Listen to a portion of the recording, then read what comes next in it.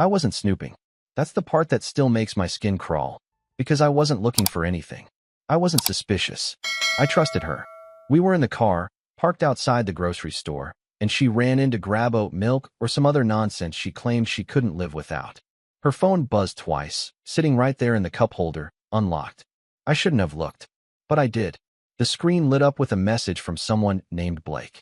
I didn't know a Blake. I'll pick you up in 15 minutes. Get rid of that loser today, and I'll move into your house. I'll be a father to your kids. I felt like I got sucker punched in the stomach. My lungs stopped working. I read it again. And again. The words didn't change. Get rid of that loser today. That loser was me. She came back to the car like nothing happened, tossed the oat milk into the back seat, kissed me on the cheek. I could feel my own skin crawl away from her. She smelled like betrayal and expensive perfume. I turned to her slowly. Calm. Controlled. My hand gripped her phone like a loaded weapon. I showed her the screen. Her face drained of color like she'd seen a ghost. Except the ghost was her husband, still breathing beside her. What the hell is this? I asked, voice shaking from the pressure inside my chest. My knuckles went white around her phone. She froze. Blinked. Lips parted. No words came out. She reached for the phone. Too late. I opened the message.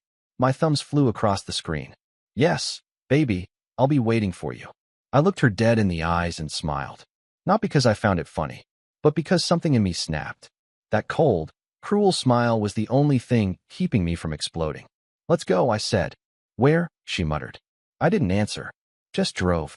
She didn't dare ask again. 10 minutes later, I pulled up to her parents' house. Her mom came out, waving. I didn't even look at her. I got out, opened the passenger door, and said, Get out. Wait, Nick, please. Get out. Her mother started walking toward us, confused. Is everything okay, sweetheart? No, ma'am, I said without looking at either of them. Your daughter's got a new man now. She's moving in with him. Shouldn't be your problem anymore. The look on her mom's face was somewhere between horror and total confusion. Good. Let them wonder. Let them rot with the suspense. I got in the car and drove off without another word. I parked 2 blocks away from our house. Sat in the dark. Waited. Watched. 10 minutes passed. 15. Then I saw him. A silver Mustang pulled up to my driveway. Some pumped-up clown with a fade and sunglasses at night stepped out, phone in hand, grinning. Blake. He was about to ring the doorbell. I got out of my car and walked across the street. No, stormed across it. My footsteps were the thunder before the lightning. He turned just as I reached him. You Blake? I asked. He smiled. Yeah, and you must be. My fist connected with his jaw so hard, I felt the bones crunch. He stumbled back into the car. I didn't stop. Not once. I grabbed him by the collar and slammed him against the hood. Once. Twice. You want to be a father to my kids? I warred. His face twisted in terror. He raised his arms, trying to block my blows. He wasn't ready for this. They never are. I didn't know she was married, he cried out, bleeding from the nose now. Bullsh *T.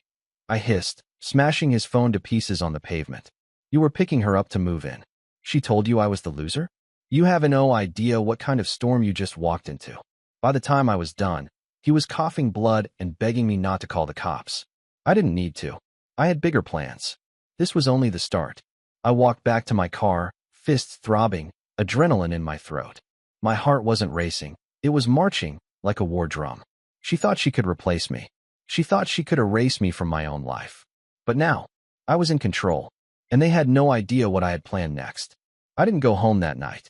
I drove for hours, aimlessly, just to keep my hands from doing something I'd regret. Something worse than breaking Blake's pretty boy face. My fists still ached, but not as much as the hollow space growing in my chest. It wasn't pain anymore. It was something colder. Something uglier. I parked at a gas station just outside the city and stared at my reflection in the mirror above the sink in the restroom. My eyes were bloodshot, cheeks flushed with rage. I looked like a man who had just buried a part of himself. Because I had. Madison. My wife. My wife. She was supposed to be my person. The one who stood beside me when I was broke, when I got laid off, when I started rebuilding. We'd planned to grow old together. And now she was calling me a loser and texting some dollar store Romeo about raising my kids. I laughed. Bitter. Sharp. She wanted a new life. Fine. But not without consequences. When I finally pulled into our driveway at sunrise, the Mustang was gone. No blood, no trace of the mess I made. Good. Let the coward run. I opened the door and stepped into the silence of our home. It used to feel warm. Now it felt like a stage. Fake. The pictures on the wall mocked me. Our wedding in Maui, our kid's first birthday, family Christmas photos. All lies now. All tainted by the filth she smeared across our lives. I sat down at the dining table, hands folded. My boys, Ethan and Caleb, would be up soon. I needed to fake a smile. For them. Just until I figured out what came next. By 7 a.m., their tiny footsteps padded down the hallway. Caleb climbed into my lap without a word, still half asleep. Ethan rubbed his eyes, dragging his stuffed bear behind him. "Where's Mommy?" he asked. "Visiting Grandma," I said. Lie number 1. My turn now. I dropped them off at school like always. Pretended to be normal. Pretended like my world wasn't cracked down the middle. As soon as I got back in the car, I called a lawyer. "Divorce?" the woman asked. "Not yet," I replied. "I need advice. Strategy. And I need to make sure she doesn't get the house. Or the kids." We set up a meeting for that afternoon. But first, I had to collect some evidence. I went back home and did what I should have done a long time ago. Searched her drawers, her closet, her laptop. I wasn't proud of it, but pride was a luxury I couldn't afford anymore. And then I found it. A burner phone, hidden in a box of tampons, buried behind the bathroom cabinet. The messages inside were worse than I expected. Months of filth. Plans. Photos. Conversations between her and Blake that made my stomach churn. They weren't just fooling around. They were building a new life behind my back. "You'll never have to work again," he wrote. "I can't wait to wake up next to you and never see Nick's pathetic face again," she replied. Pathetic. That word burned deeper than any punch. She wasn't just cheating. She was erasing me, replacing me, smiling in my face while stabbing me in the back with 1,000 little cuts. But I wasn't bleeding anymore. I was planning. And Madison, sweet, lying Madison, had no idea the storm was just beginning. By the time Madison finally came back home 2 days later, I was ready. She walked in like nothing had happened, wearing her fake little smile, holding a bag of groceries, humming some Go Doffel Pop song like she hadn't tried to torch our entire life and run off with another man. The audacity of it made me sick. I watched her from the kitchen, arms crossed, leaning against the counter. She noticed the silence, the weight of it. Her smile faltered. "Hey," she said slowly. "Everything okay?" I didn't answer, just stared. She blinked. "Why are you looking at me like that? You really gonna pretend?" I asked. Her mouth opened, then closed again. That fake innocence she wore so well cracked for a moment. Pretend what? I pulled the burner phone from my pocket and tossed it onto the kitchen table. It landed with a soft thud, but it sounded like a bomb to both of us. Her face drained of color. "Go ahead," I said. "Unlock it." She didn't move. "Unlock the phone." "I don't know what that is," she whispered. I laughed. "You must think I'm an idiot. You hid it in the tampon box. Real classy." Still, she didn't speak. Didn't move. So I opened it myself. Scrolled through the messages. Read a few out loud. "Can't wait to feel your hands on me again. Nick's still clueless." That one's cute. Her lips trembled. Not with guilt, no. With rage. Like I was the one who betrayed her. She had the nerve to look angry. "You went through my stuff?" she finally snapped. I slammed my hand down on the table so hard the salt shaker jumped. "You lied to me for months," I shouted. "And that's what you're mad about? That I found the truth." She flinched but stood her ground. That's who she was. A woman who could look you in the eye while destroying you and still act like the victim. "I wasn't happy," she said. No sh*t. Affairs usually come with that excuse. "I didn't plan it," she whispered. "It just happened." "Right?" I said, stepping closer. Like falling into traffic. Or tripping into another man's bed. It was different with him. That one hit hard. Deeper than I expected. "So you love him?" Silence. I nodded. "Got it." She finally looked away. "You were so focused on work, on bills, on being responsible. I needed more." I almost laughed again. "So being a husband and father wasn't enough? Being the guy who paid for the car, the house, the King oat milk wasn't romantic enough for you?" I felt invisible, she whispered, tears in her eyes now. "You were invisible," I said. "Because the person I married, Madison, the woman who smiled on our wedding day, that person disappeared a long time ago. She turned away, wiping at her face like it mattered now. Like her tears could wash away what she'd done. So what now, she asked. You want a divorce? I stared at her, cold and quiet. No, I said. Not yet. Her brows furrowed. Then what? I want you to stay right here. Sleep in the guest room. Tell the kids we're just going through a rough patch. Why? She asked, her voice cracking. I leaned in, close enough to whisper. Because I want you to feel it, Madison. The weight of every lie. Every smile you faked. Every time you let him touch you and came home to me. I want you to sit in this house and choke on the guilt. I want you to watch everything fall apart, slowly. She opened her mouth, then closed it. I turned and walked away. War had been declared, and I had no plans of surrender. The days that followed felt like living in a house made of glass, beautiful on the outside, but fragile and cold inside. Madison stayed, just like I told her. But nothing was normal. Not anymore. She moved into the guest room and tried to act like everything was fine for the kids. She'd smile at breakfast, ask about their homework, kiss their foreheads like she was still the same woman. But I could see it, the cracks forming behind her fake expressions. The twitch in her eye when I didn't respond to her good morning. The flinch when I called her by her full name instead of babe. I wanted her to feel it all. I wasn't silent, though. No, silence would have been a gift. I was polite, calm, deadly. I thanked her when she passed the salt, complimented her lasagna with a cold nod, even helped her fold the laundry. But every time I did, I'd drop a little grenade in the middle of our conversations. Blake likes white wine, right? This sweater, wasn't this what you wore the night you said you were with Sarah? Funny, our wedding vows talked about loyalty. She never answered, just blinked, lips tight, eyes moist.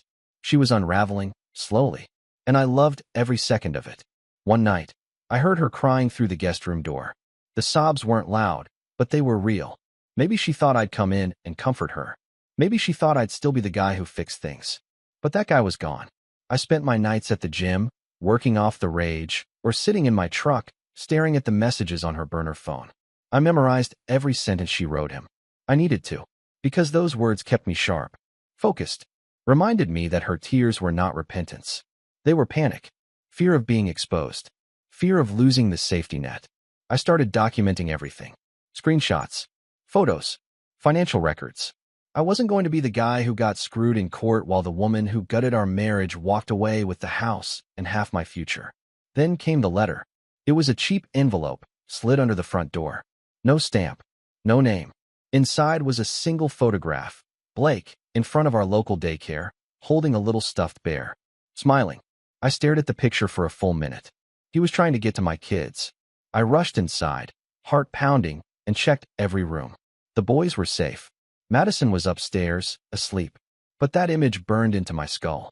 The next morning, I waited until the kids were at school, then dropped the photo on the kitchen table while she poured coffee. What the hell is this? I asked. Her hand trembled as she picked it up. I don't know. Don't lie, I snapped. I didn't tell him to go there. I swear, she said, eyes wide. I stood up so fast the chair screeched backward. If he ever shows up near my kids again, I'll make what happened last time look like a hug. She flinched. I'll tell him to stay away. Please, Nick. I leaned in, voice low.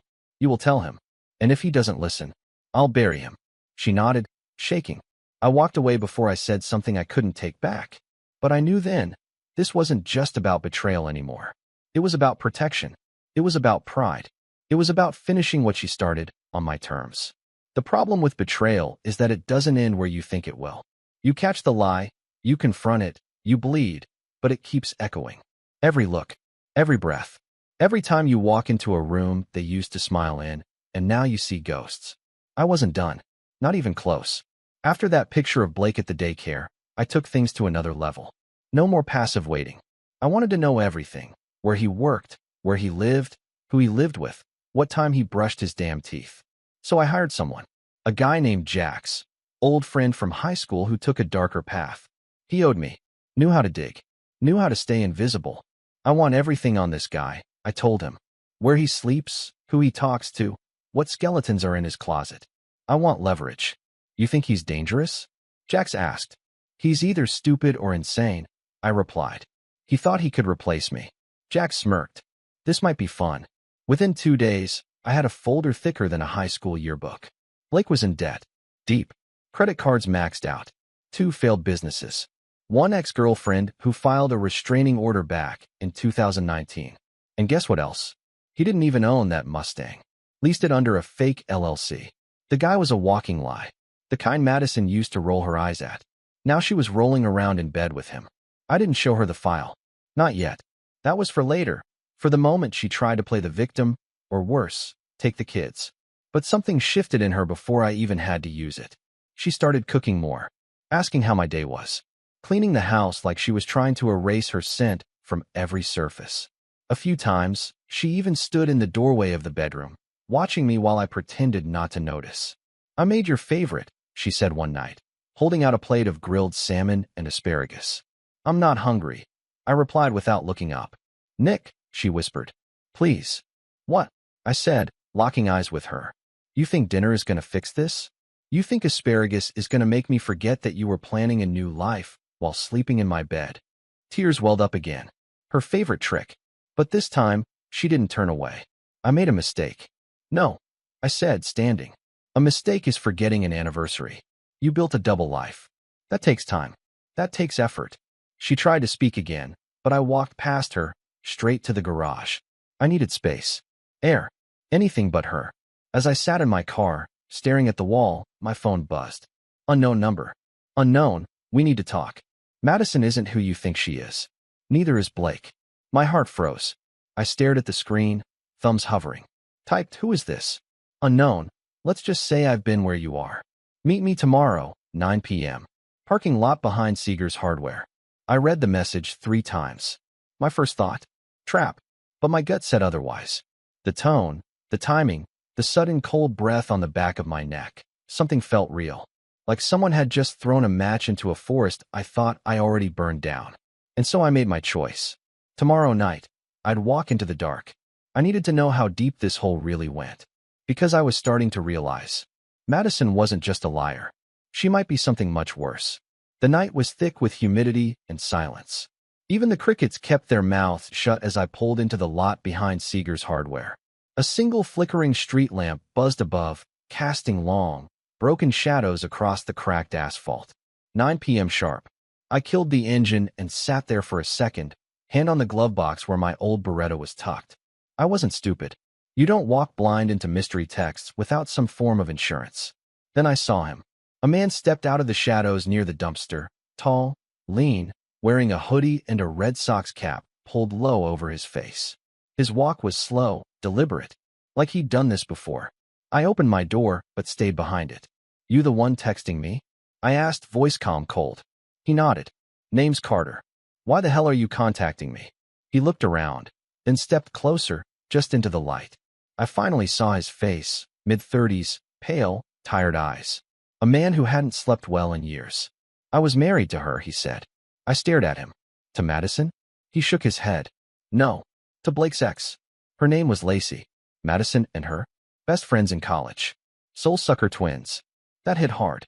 Harder than I expected. Madison never mentioned a Lacey. Of course not. Because Lacey knew things. Saw things. She caught Blake cheating on her with 2 different women. One of them was Madison. The air felt colder suddenly. She was helping him run scams, Carter continued.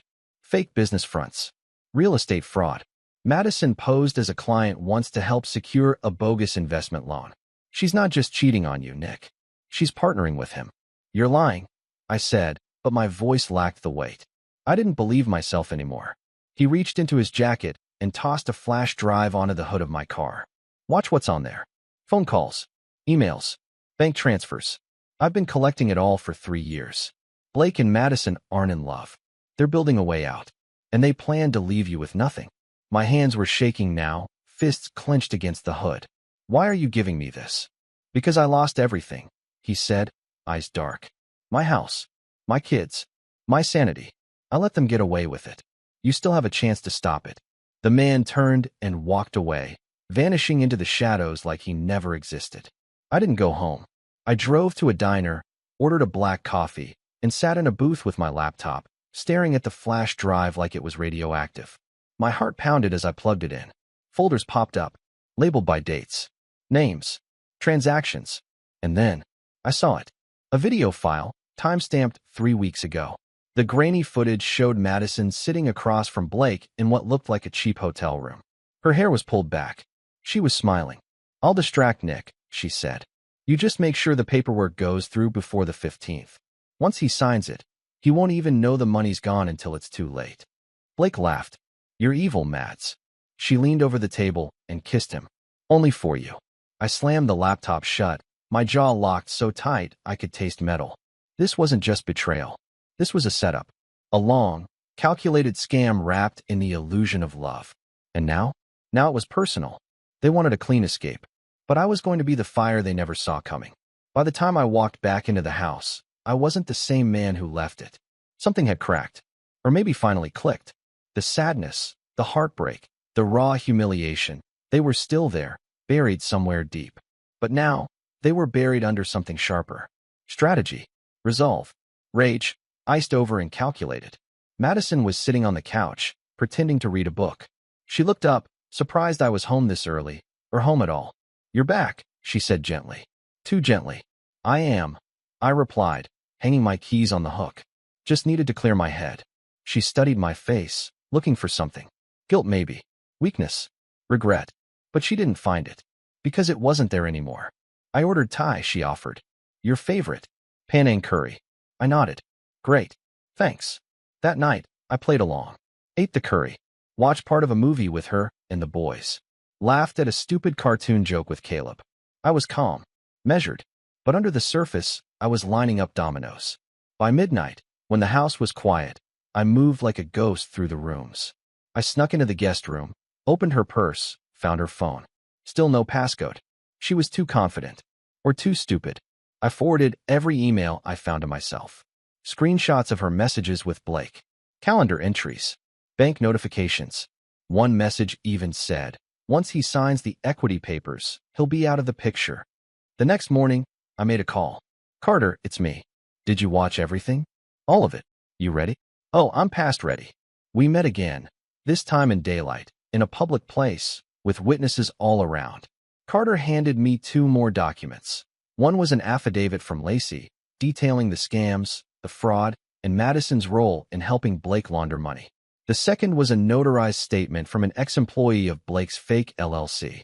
I was assembling a weapon. And next, I needed an audience. I booked a meeting with my lawyer. Told him everything. Showed him the videos, the screenshots, the financials. He sat back, stunned. "You realize if you play this right," he said, "she won't just lose custody. She might get criminal charges." I nodded. "Good. Let her rot." Then came the hard part. I had to play nice. For a few more days. Pretend like things were slowly improving. Madison smiled more. Started wearing makeup again. I saw her checking herself in the mirror, probably thinking she was winning me back. She had no clue she was walking into her own funeral. Friday morning, I got the alert. Blake had wired $40,000 into one of the joint business accounts Madison and I shared. One she thought I never looked at. But I'd flagged it. Traced it. Knew exactly where the money came from and where she intended to move it next. I waited until dinner. We were all at the table, me, her, and the kids. Chicken parm. The good plates. She even lit candles. Maybe she thought she was rebuilding us. I let the kids finish eating and excused them to go play. Then I dropped the bomb. "You should tell the boys now," I said, pushing my plate away. She blinked. "Tell them what?" "That you're leaving. For good." Her fork clinked against her plate.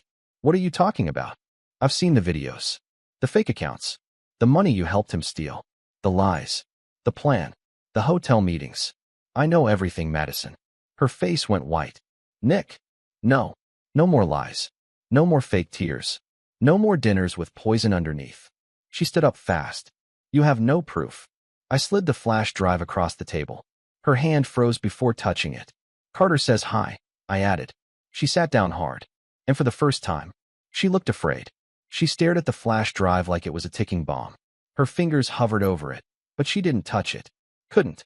"Carter," she whispered, eyes wide. "You talked to Carter?" I leaned back in my chair, arms folded. "Yeah." He had a lot to say, and a lot of receipts. Madison tried to collect herself, pressing a trembling hand to her temple like she could massage the lies back into order. I could almost see the gears turning, trying to form her next move. But the queen was cornered, and she knew it. "You're making a huge mistake," she said finally, voice low, shaky. Am I? You think this is going to help the kids? You think dragging their mother through hell will make you the good guy? I slammed my palm against the table. Don't. You. Dare. Bring the kids into this. She jumped at the sound. You were going to leave them, I hissed. Trade your own sons for a guy who can't keep a business alive for 6 months. You were ready to hand their future to a con man. So don't you dare pull the mother card now. Her face hardened. The tears dried up instantly.